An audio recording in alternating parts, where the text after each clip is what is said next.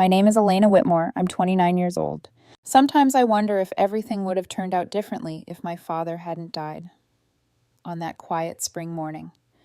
If one small moment, one heartbeat, had gone another way, maybe my life wouldn't have unfolded like this. But wondering doesn't change the truth. It only sharpens the ache. I was 6 years old when my father died, but I remember that day with a clarity that still surprises me. It was a Sunday, Dad's favorite day. He was in the kitchen making waffles, his specialty. He always added chocolate chips and shaped them into hearts, like love was something you could cook into existence. I was sprawled on the living room floor with my favorite stuffed elephant, half watching cartoons, half listening to my parents move around the kitchen. My mom was setting the table, humming along to an old Elvis song. I don't remember which one, just the sound of it. Soft, almost happy. "Elena, sweetheart," Dad called out, his voice warm and playful. "Come help your old man flip these masterpieces." I jumped up so fast my elephant flew across the carpet. I didn't even bother picking it up. I ran straight into the kitchen, laughing as Dad waved his spatula like a conductor leading an orchestra. And then it happened. The spatula hit the floor with a sharp clatter. Dad's face went pale, his expression twisting into something I'd never seen before. Pain, raw and sudden. He grabbed his chest, stumbling back. Everything after that came in fragments. Sirens, bright hospital lights, my mom crying so hard she could barely breathe. Just like that, my father was gone. The house felt wrong after that.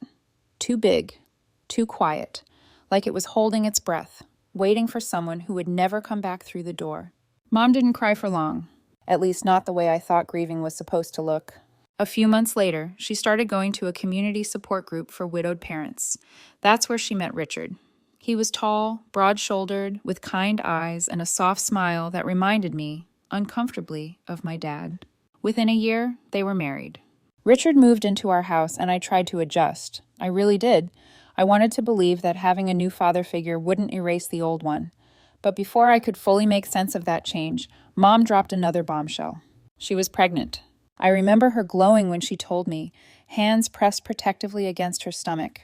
She said I was going to be a big sister like it was the greatest gift in the world. I smiled because that's what I thought I was supposed to do. I was 8 when my brother Ethan was born. That's when everything changed. Mom quit her job as an elementary school teacher almost immediately. When anyone questioned it, she had the same answer every time. "Ethan needs me," she'd say firmly. "These early years are crucial." I wanted to ask if my early years hadn't been crucial too. I wanted to ask when I'd stopped needing her. But I didn't. Instead, I watched as her world slowly shrank until it revolved entirely around Ethan. She forgot to pack my lunch more times than I can count. When I mentioned being hungry at dinner, she'd look startled, like I'd interrupted an important thought. "Oh, I'm sorry, honey," she'd say distractedly, already turning back to my brother. "I was so busy with Ethan's appointment today." That became our new normal. Richard noticed. Sometimes I'd catch him watching Mom hover over Ethan, concern etched deep into his face. One evening, while I was doing homework alone at the kitchen table, he sat down beside me and quietly helped me with my math. "You know," he said gently, "sometimes people get so focused on one thing that they forget to see what else they might be missing." I didn't respond, but I understood exactly what he meant. As Ethan grew older, the imbalance in our house stopped being subtle. It was no longer just forgotten lunches or distracted apologies. It became structural, built into the rhythm of our days, the assumptions everyone made, the way decisions were reached without ever considering me. Mom's entire identity wrapped itself around my brother. She hovered. She anticipated. She worried out loud about every scraped knee, every bad mood, every imagined slight. Ethan couldn't be uncomfortable for more than 5 seconds without Mom rushing in to fix it. Meanwhile, I learned early that discomfort was something you handled alone. If I was sick, Mom would sigh, hand me a thermometer, and tell me to rest in my room. If Ethan sneezed, she canceled her plans for the day. Richard tried. God, he really tried. He brought it up gently at first, then more firmly, always calmly, never accusatory. But every conversation ended the same way. I remember one dinner in particular. Ethan was about 5, pushing chicken nuggets around his plate while Mom hovered, fork in hand, trying to coax him into eating just one more bite. "Patricia," Richard said quietly, setting his fork down, "you need to let him eat on his own." Mom's face hardened instantly. "What are you trying to say?" she snapped. "That I'm a bad mother?" "That's not what I said," Richard replied, keeping his voice level. But you've got 2 kids here, not one. I stared intensely at my mashed potatoes, pretending I was invisible, but every word landed heavy in my chest. Ethan needs me, Mom shot back. He's still so young. I was young too, I muttered under my breath. No one heard me. The breaking point came when Richard suggested signing Ethan up for Little League soccer. I was sitting on the stairs, supposedly doing homework, when their voices rose in the kitchen. Absolutely not, Mom said sharply. Do you know how dangerous soccer is? He could get hurt. For God's sake, Richard snapped. He needs to experience life. You can't bubble wrap him forever. But Mom wouldn't budge. Instead, she enrolled Ethan in pottery classes at the community center.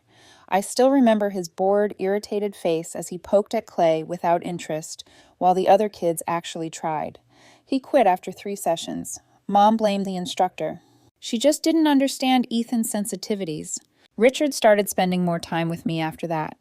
Maybe it was guilt, maybe it was balance, or maybe he just saw what Mom refused to see, a kid slowly disappearing in plain sight.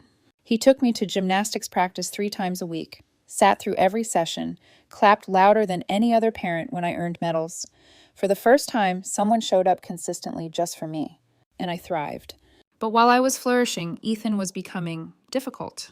He left his room trashed, clothes everywhere, toys scattered across the floor, and Mom would turn to me with that look I grew to dread. Elena, be a dear and clean up your brother's room. It was never phrased like a request. One afternoon, Richard caught her saying it. She's not his maid, he said firmly. He needs to clean up after himself. That's when Mom pulled out her ultimate weapon. Tears. I knew it, she cried. You love her more than your own son. I watched Richard's face fall. The fight drained right out of him. He looked at me apologetically, then raised his hands in surrender. Fine, he said quietly. Have it your way. After that, he stopped arguing with her about Ethan. But the way he looked at me told me everything. He hadn't given up on me. He'd just given up fighting her. High school graduation was bittersweet. As I scanned the crowd in my cap and gown, I spotted Richard beaming with pride. Mom was there too, but she kept checking her phone, texting Ethan's babysitter. That evening, Richard called me into his study. I've been saving, he said, pulling out college brochures. You can go wherever you want. Before I could respond, Mom burst in. You can't be serious, she snapped. That money should be saved for Ethan. Richard's voice hardened. This isn't up for debate. I chose Arizona State University, far enough to breathe, close enough to visit.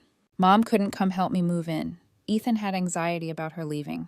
College felt like oxygen. For the first time, I wasn't the afterthought.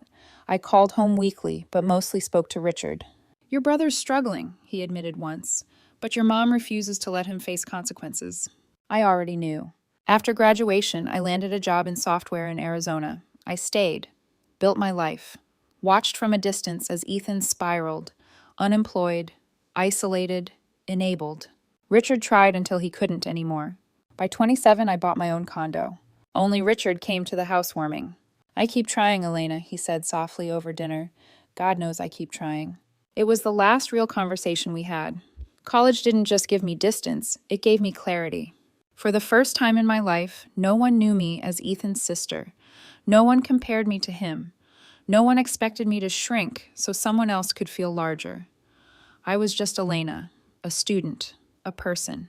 I didn't realize how heavy my childhood had been until the weight was gone. I thrived academically, partly out of genuine interest, partly out of sheer determination to never need my family again. I took extra courses, worked internships, said yes to opportunities even when they scared me. Every achievement felt like quiet defiance. Back home, things were unraveling. Richard and I spoke regularly. Mom rarely came to the phone.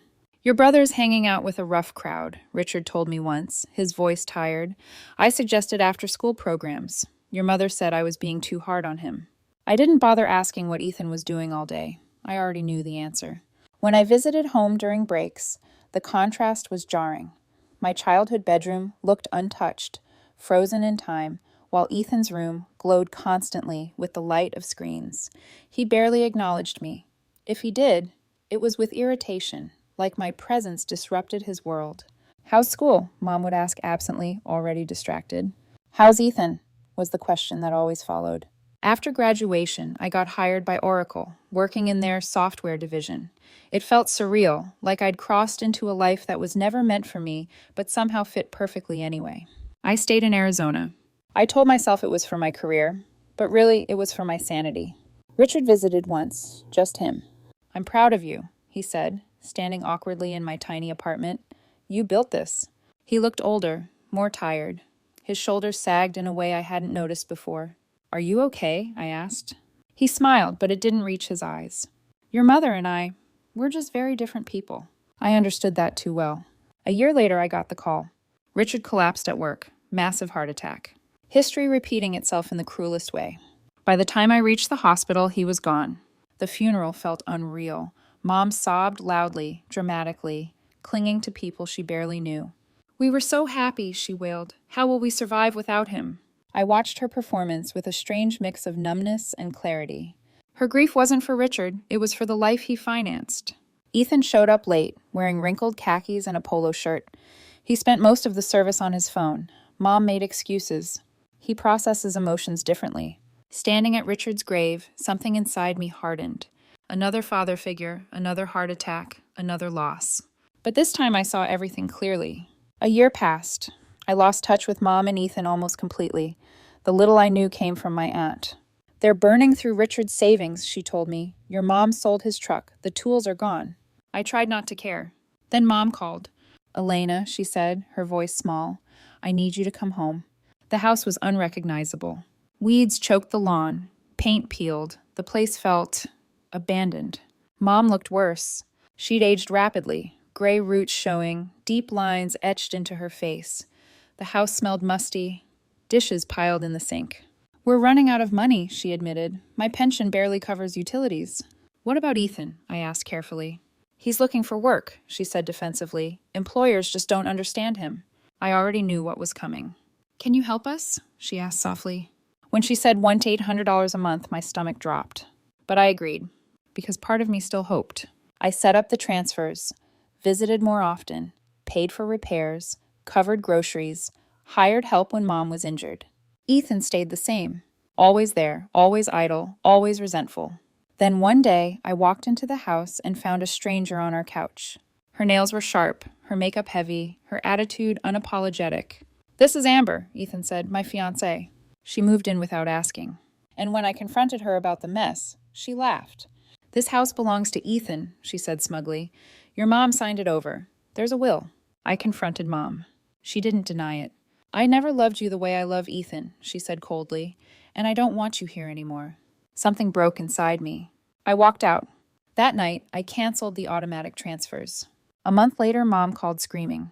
"You can't do this," she shouted. "We're counting on that money." "I'm done," I said calmly. "You chose him." I blocked her. Blocked Ethan. Blocked Amber. 6 months have passed. The money goes into my future now. I sleep better. And for the first time in my life, I don't feel guilty for choosing myself.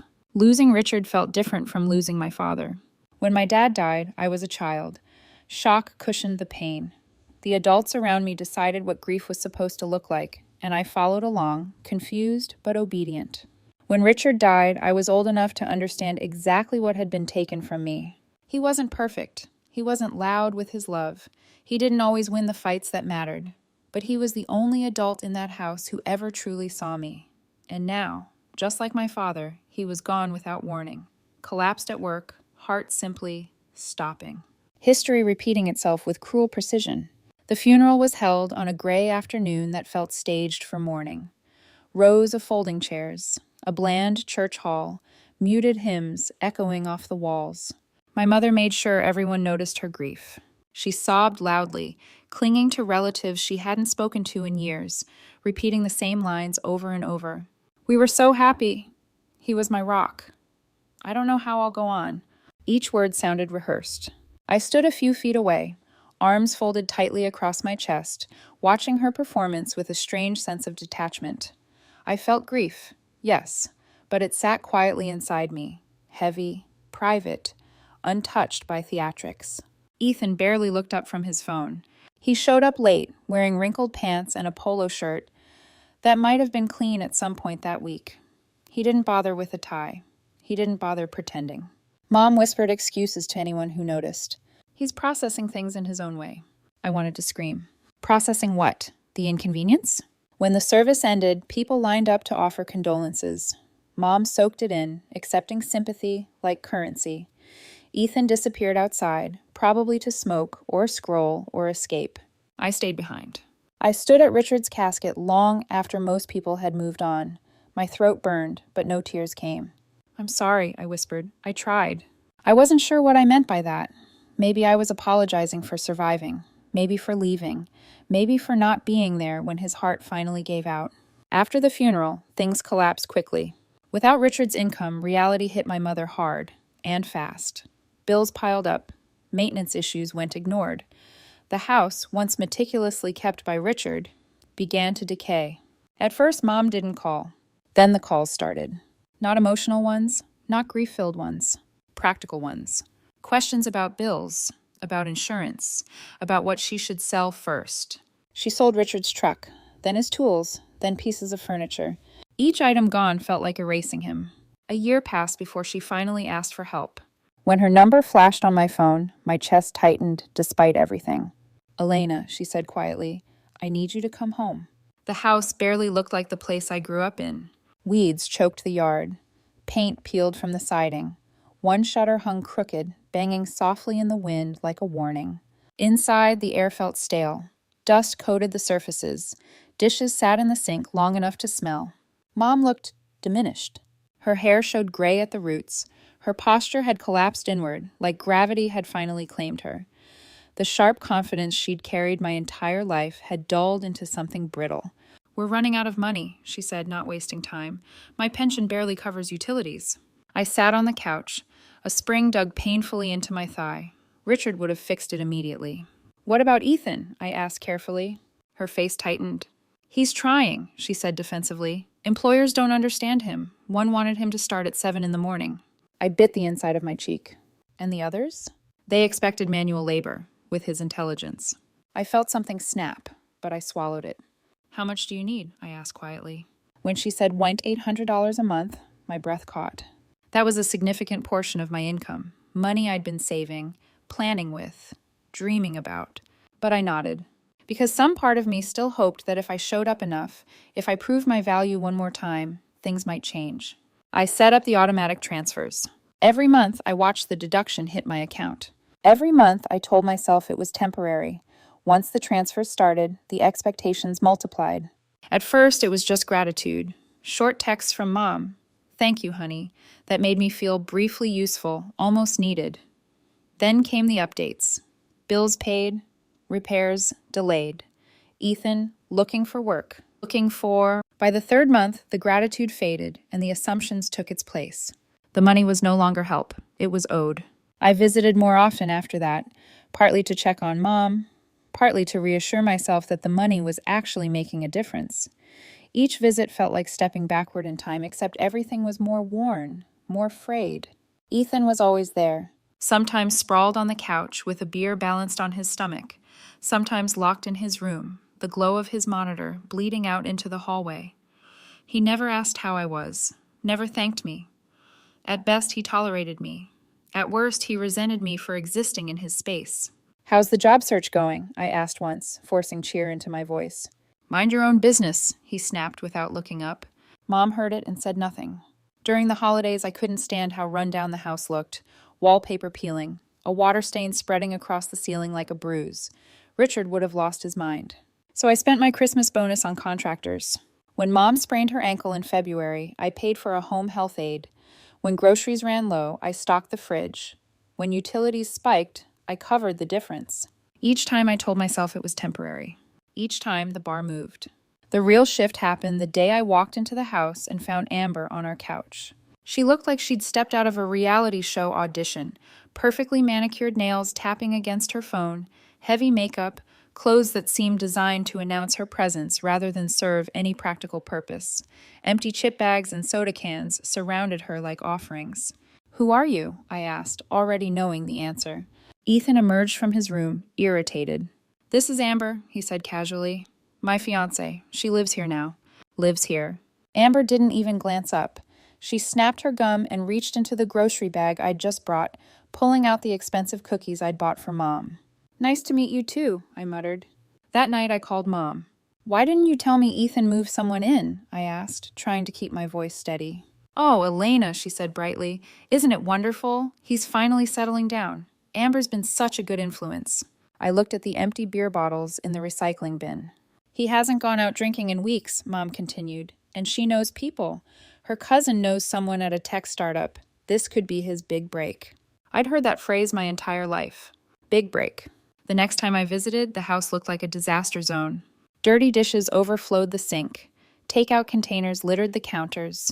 Clothes were strewn across the living room floor like debris after a storm.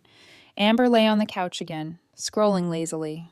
You live here rent-free, I said sharply, setting the grocery bags down. The least you could do is wash a dish. She looked up slowly, lips curling into a smirk. Who do you think you are, giving orders? She asked. This isn't your house. I grew up here, I shot back. You're a guest. She laughed, loud, triumphant. Oh, honey, she said. You've got it all wrong. This house belongs to Ethan now. My heart skipped. What are you talking about? Your mom signed everything over, Amber said casually. There's a will. Ask her. I found Mom in the kitchen, clipping coupons she never used. Is it true? I asked.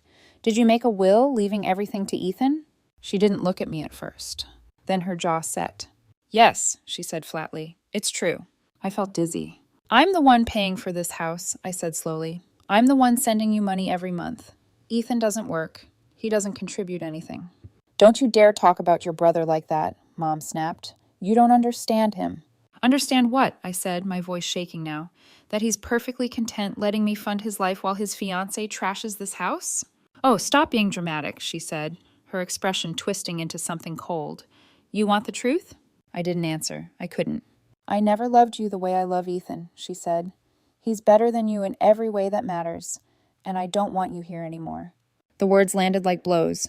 For years, I'd told myself she loved me, just differently, that there was something wrong with me, not with her, that if I tried harder, gave more, became less inconvenient, I'd earn my place.